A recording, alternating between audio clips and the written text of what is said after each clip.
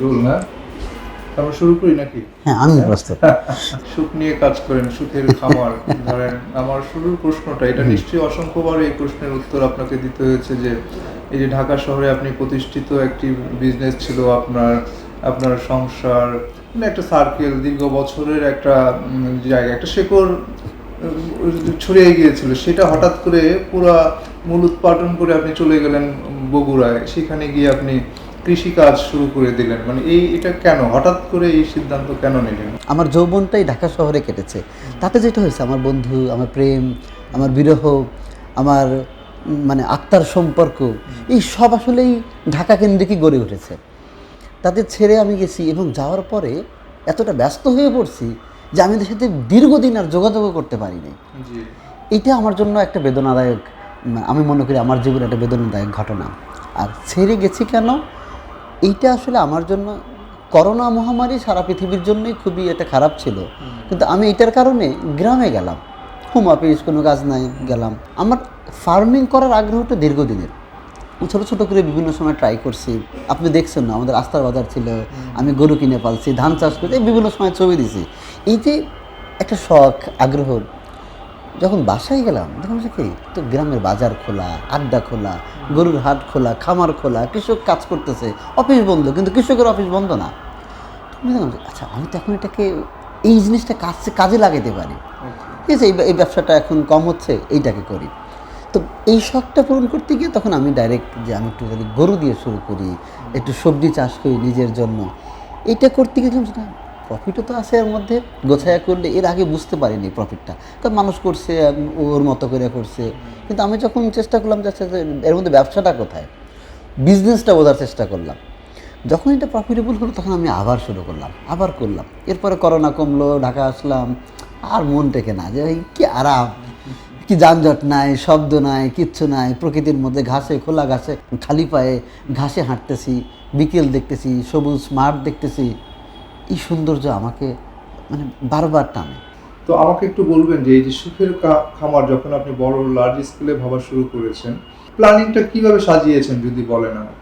ঢাকা শহরে থাকার ফলে যেহেতু কর্পোরেট ওয়ার্ল্ডে মিশি, প্রচুর মানুষের সাথে আমার মেশা হয়েছে। আমার তো মেশার অভ্যেস চিরকালই, মানুষকে ভালোবাসি, মানুষের সঙ্গে মিশি। আমি দেখলাম, তো ছোটোবেলায় যখন আমি ঢাকা পড়াশোনা করতে আসি, তখন আমার ধারণা ছিল সব অপরচুনিটি ঢাকা শহরে, সব অপরচুনিটি বিদেশে। কিন্তু একটা সময় পরে আমি অনুধাবন করলাম যে অপরচুনিটি আসলে বাংলাদেশের সব জায়গায়, পৃথিবীর সব জায়গায় আছে, গ্রামেও আছে। তো এই যে কৃষক, ও উৎপাদন করতে পারতেছে, বিক্রি করতে পারতেছে না, কিন্তু আমি দেখলাম যে একটা ফেসবুকে পোস্ট দিলেই তো ভাই এই সহজে বিক্রি করা যাচ্ছে। তাহলে কৃষকের এত যন্ত্রণা কেন? কারণ কৃষকের এই নেটওয়ার্কিংটা নাই।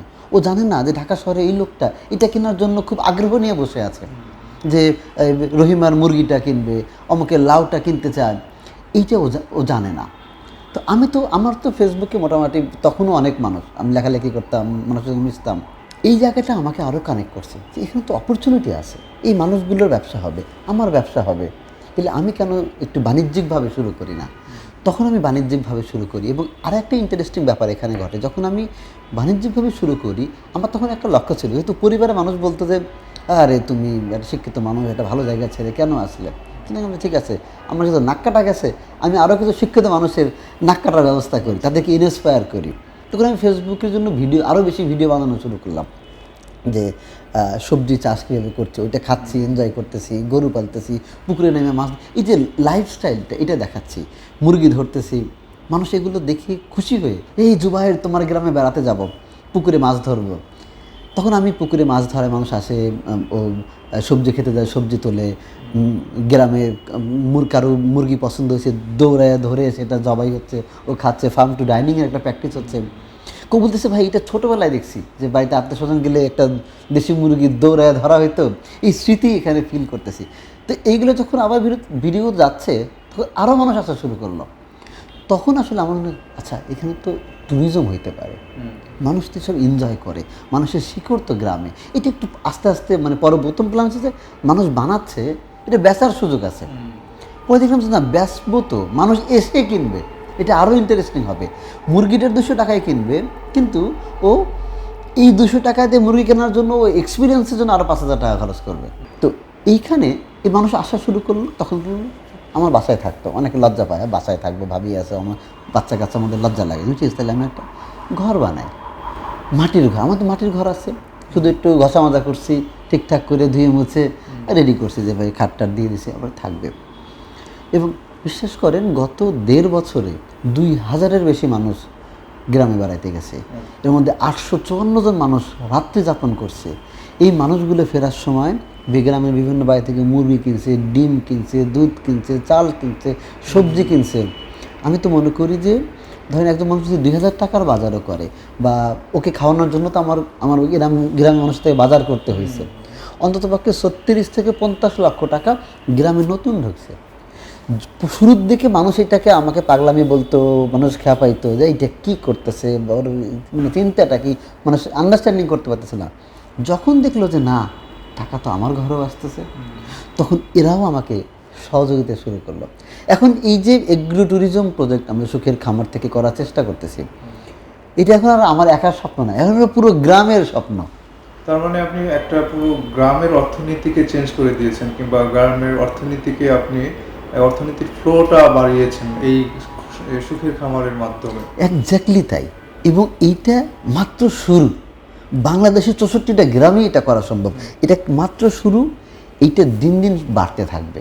এবং এখন বলতেছি যে 1.5 বছরে 50 লক্ষ টাকা ঢুকছে, আগামী 1.5 বছরে আমাকে 2 কোটি ঢুকবে, তারপরের 1.5 বছরে 20 কোটি আসবে, এইভাবে আসবে ইনশাল্লাহ। গ্রামের অর্থনীতির একটা চিত্রপট আমরা আপনার কাছ থেকে পেলাম, যে সেটা আপনি অ্যাগ্রো ট্যুরিজমের মাধ্যমে চেঞ্জ করার চেষ্টা করছেন। এতে কি গ্রামের যে স্বাভাবিক প্রক্রিয়া যেটা ছিল 1000 বছর ধরে, যে নেচার, যে সেটা কি কোনোভাবে ক্ষতিগ্রস্ত হওয়ার সম্ভাবনা আছে, আপনার কি মনে হয়? আপনার মানে কথাটা খুবই যৌক্তিক, এবং খুবই একজন প্রকৃতিপ্রেমী হিসেবে মানে এই চিন্তাটা শুরুতেই মাথায় আসাটাই উচিত আমি মনে করি। তবে আমি বলবো এখানে ভিন্ন ঘটনা ঘটতেছে। ঘটনাটা এরকম, ধরেন যে হয়তো আগে 5টা মুরগি পালতো, ও এখন 20টা দেশি মুরগি পালতেছে। যে 3টা হাঁস করতো, সে এখন 10টা হাঁস করতেছে। যে হয়তো 2টা ছাগল পালতো, সে আরও 2টা বেশি করতেছে। তার মানে কি, গ্রামে কিন্তু এই ধরনের জিনিস, মানে গ্রামের যে স্বাভাবিক বৈশিষ্ট্য, সেটা কিন্তু বিকাশ হচ্ছে। কারো বাসায় হয়তো পেয়ারা গাছ লাগাচ্ছে, কারো হয়তো আম গাছ লাগাচ্ছে, কাঁঠাল লাগাচ্ছে। কেন? যে গেস্ট আসবে, ও এখান থেকে পারবে, ও খাবে, ওইটা কিনবে, যেটা পারলো ওইটা কেজি দরে যা হলো ও কিনে নিয়ে আসলো। পুকুরে এখন দেশি মাছ চাষ হচ্ছে, কারণ বড়শি দিয়ে মাছ ধরা হবে। বিদেশি মাছ আমরা অনেকে ধরতে চায় না, চাই তেলাপিয়া, পুঁটি, ট্যাংরা, এইসব মাছ ধরতে চায়। তো আমার যেটা মনে হচ্ছে, মানুষ যত বেশি আসা শুরু করবে, রাস্তাঘাটগুলো আরেকটু ডেভেলপ করবে, মানুষের ঘরবাড়িগুলো সে হয়তো আগে একটু ভাঙা ছিল, একটু ঠিকঠাক করে একটু ছবির মতো সুন্দর করবে। আমি মনে করি 90s-এর একটা গ্রাম তৈরি হবে আরও। এটা আরও মানে গ্রামের জন্য পজিটিভ ভাইব নিয়ে আসবে। গ্রামে আরেকটা জিনিস ঘটবে, দেখেন গ্রামের ছেলেরা সাধারণত, মানে এটা বলতেও খারাপ লাগে যে গ্রামে মাদক ঢুকে গেছে, মানুষের কর্মসংস্থান নেই, কী করবে, ও এটা ম্যানেজ করে, কাজ নাই, ও খাচ্ছে। কিন্তু যখন কাজ থাকবে তখন কিন্তু এটাও কমে যাবে। তার মানে কি, শুধু অর্থনৈতিক ফ্লো না, অর্থনৈতিক পরিবর্তন শুরু হচ্ছে। মানে এগ্রো ট্যুরিজমের বিশেষ বৈশিষ্ট্যই এটা, যে গ্রামে অর্থ যাবে, গ্রামে মানুষ যাবে। কক্সবাজার এতটা গুরুত্বপূর্ণ কেন? একটা সমুদ্র সৈকত আছে, এটার জন্য গুরুত্বপূর্ণ না, এটার জন্য মানুষ যায়, কিন্তু এই লক্ষ লক্ষ মানুষ যায় বলে ওখানে লক্ষ লক্ষ টাকা যাচ্ছে। তো গ্রামে যখন যাচ্ছে, টাকা যাচ্ছে, এর ফলে মানুষের এই যে গাইড হিসেবে কেউ কাজ করতেছে। দেখেন মিলন ভাইয়ের চায়ের দোকানে আগে হয়তো 20 জন চা খেত, এখন আমার প্রতি সপ্তাহে 100-র বেশি গেস্ট যাচ্ছে। এরা ওইখানে বিকেলে চা খাচ্ছে। যে অটো চালায়, অটো চড়ে, ভ্যানে চড়ে, ভাই দেখেন ও গ্রামে চললে 10 টাকা ভাড়া দেয়, কিন্তু ঢাকা থেকে যে গেস্ট যায় বলে 20-30 টাকা, 50 টাকা নিচে কেউ দেয়ই না, শখ করেই দেয়। হ্যাঁ, তুমি এত মানে এই রাস্তা ঢাকা শহরে এসে 50 টাকা দিয়ে অভ্যস্ত। তারপরে আমি দেখেছি এবার ঈদেও বেশ কিছু গেস্ট যে বিভিন্ন বাড়ি থেকে ছাগল কিনছে, ভাই দামাদামিও করে না। হ্যাঁ, আপনি এত কষ্ট করে পালছেন, ঠিক আছে, এই টাকাই দেবো। আমি দেখছি আপনার ভাবি এই শীতে 50টা হাঁস বিক্রি করছেন। সে এমন 10-12টা হাঁসও আছে, সে ভাবছে যে ওকে হয়তো 2000 বলি রাজহাঁস, সে হয়তো একটু কমায়া বলবে, না ঠিক আছে ভাবি, টাকা দিয়ে সে হাঁস নিয়ে যাচ্ছে। এই যে তার মধ্যে একটা মানুষ এত কষ্ট করে জিনিসটা পালছে, তো এই জন্য 2000 টাকা, বা একটা দেশি হাঁসের জন্য 500 টাকা, এটা তো শহরের মানুষের কাছে হয়তো অতটা না, কিন্তু গ্রামের মানুষটার জন্য এটা একটা স্বপ্ন। যে আমি একটা হাঁস এটা হয়তো বাজারে নিয়ে গেলে 350 টাকা দামাদামি করে তাকে বিক্রি করতে হতো, 500 টাকা দিয়ে নিয়ে যাচ্ছে অনায়াসে। ও খুশি যে একটা একটা টাটকা হাঁস, রোদে ঘুরে বেড়ানো হাঁস বা মুরগি আমি পাচ্ছি। তো আপনি শুধু একাই সুখী হচ্ছেন না, অন্যদেরকে নিয়ে সুখী হচ্ছেন, এবং সুখটা আপনার যে কাস্টমার যদি বলি কিংবা গেস্ট যদি বলি, যারা পর্যটক বলা যায়, তারাও সেই সুখটা পাচ্ছেন। মানে সুখ মানে আনন্দ বলতে আনন্দ। আমি কিন্তু এইটা মনে করি যে সুখ আসলে একলা অনুভব করার জিনিস না, যদিও সুখ আসলে ভিতর থেকেই অনুভব করতে হয়, এটা তো বাইরে থেকে আসার জিনিস না।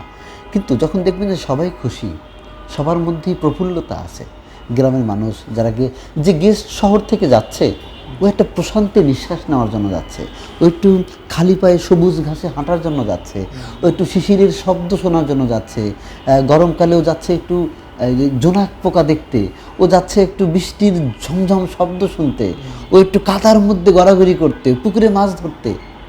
ওর কিন্তু রিলিফ হচ্ছে, স্ট্রেস রিলিফ হয়ে যাচ্ছে, তখন সে আনন্দ পাচ্ছে, গ্রামের মানুষ এন্টারটেইন হচ্ছে, আমিও খুশি হচ্ছি।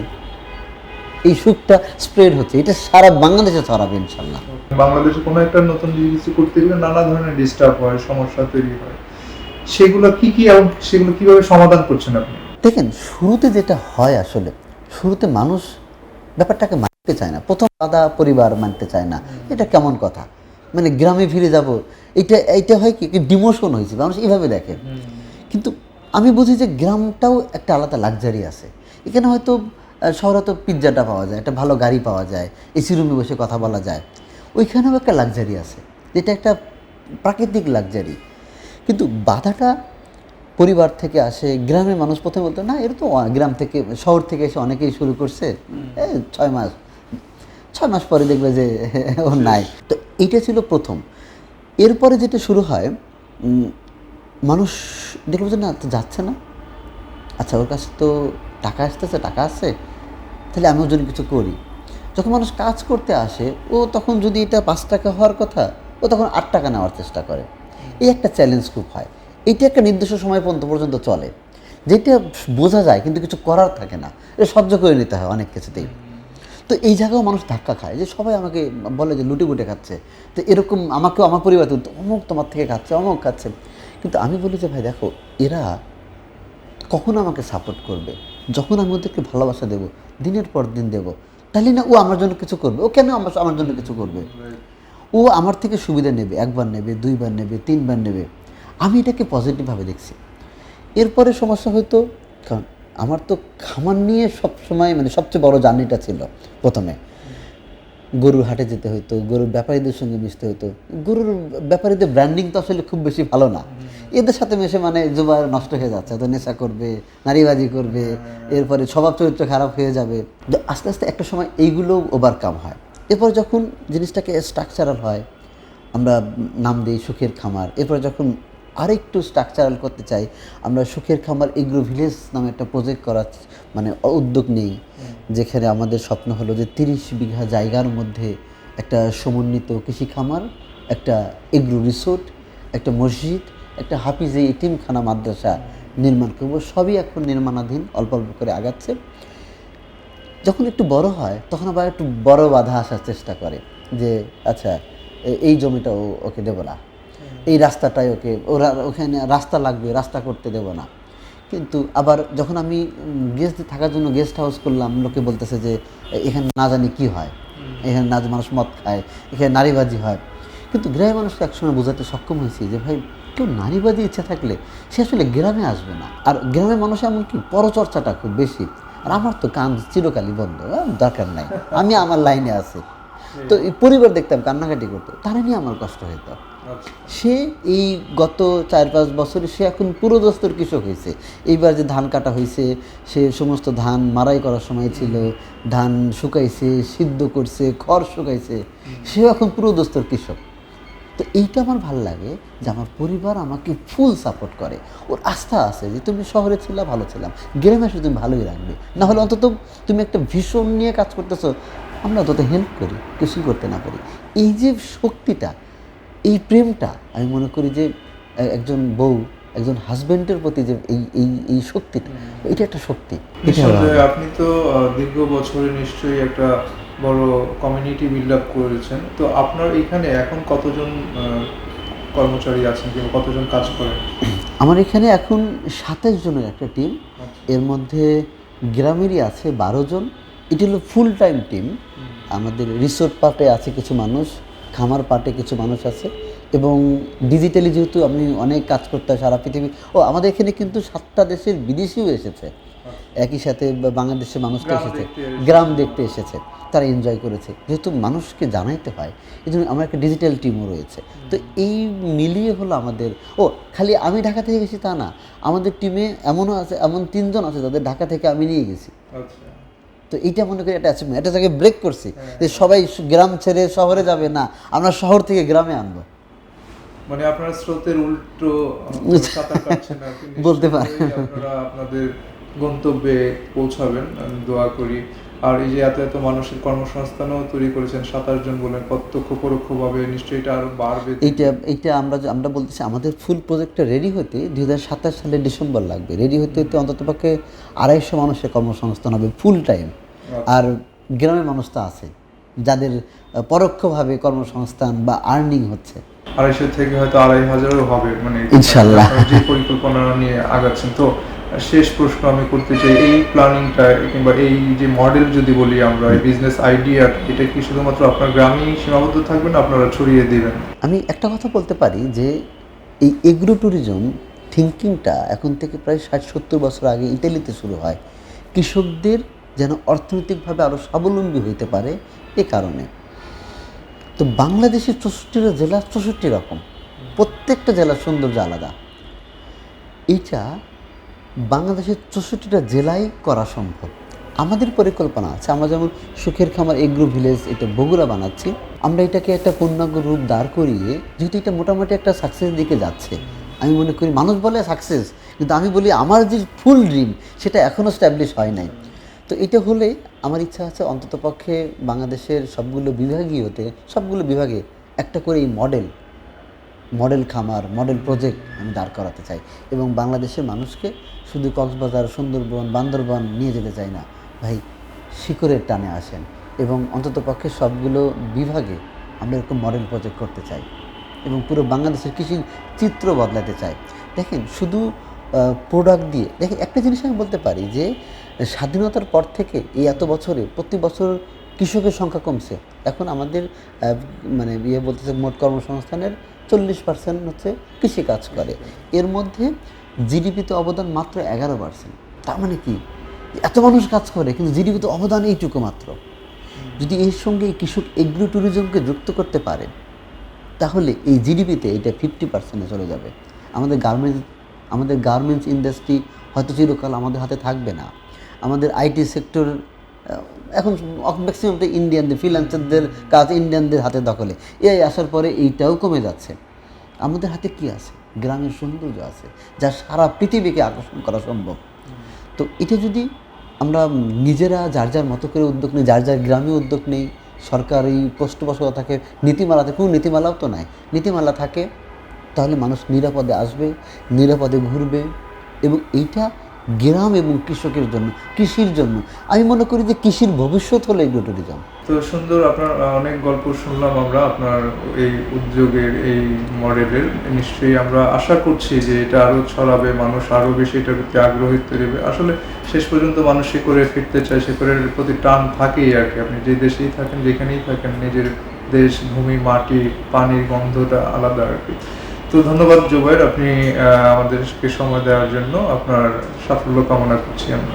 ভাই ধন্যবাদ আপনাকেও। আমার মতো একজন কৃষককে, একজন গ্রামের মানুষকে ঢাকা শহরের একটা পত্রিকায় আপনি কথা বলার সুযোগ করে দিচ্ছেন, এটা আমার জন্য একটা অপরচুনিটি। এটা কৃষির জন্য, এগ্রো ট্যুরিজম, এটা কৃষির জন্য এবং এগ্রো ট্যুরিজম বিকাশের জন্য একটা অপরচুনিটি।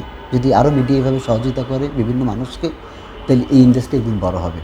দেশের গ্রামের মানুষ আর অবহেলায় থাকবে না, গ্রাম পিছিয়ে আছে এটা আর থাকবে না, শহরের মতো গ্রামও আগে যাবে। তো আপনাকেও বিশেষভাবে ধন্যবাদ। খবরের কাগজ, নিখাত, নির্ভীক, নিরপেক্ষ।